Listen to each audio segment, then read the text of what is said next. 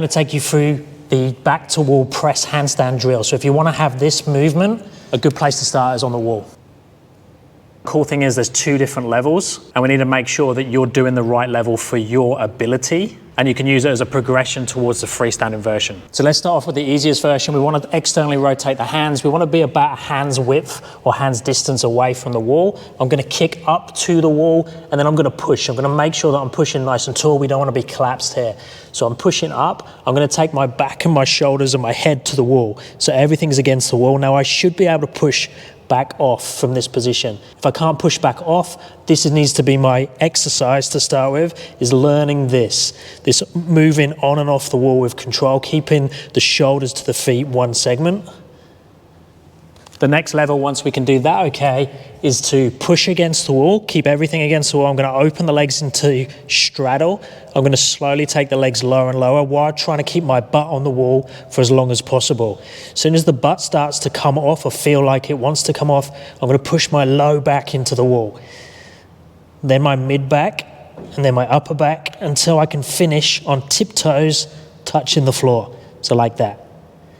Now, if I struggle with that, if I fall at any point, so if I get here and do this, then either I don't have the flexibility to do that current range of motion, and or my hands are too close to the wall.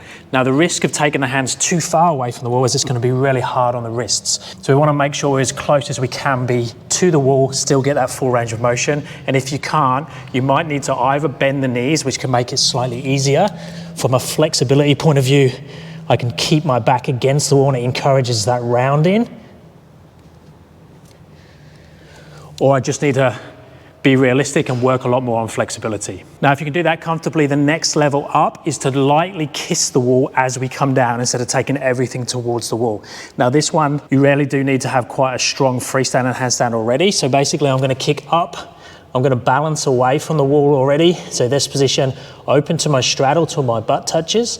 Then come down until my low back touches. Notice as my upper back and shoulders are still off the wall, then mid back touches until I come down.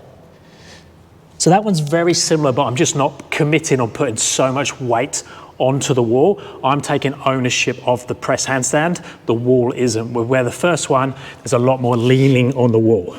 So less of a balance aspect. We can start to play with both of those options in terms of the eccentric and the concentric. So I can come all the way down with control until my tiptoe touches the floor, and then I can see whether I can get back up.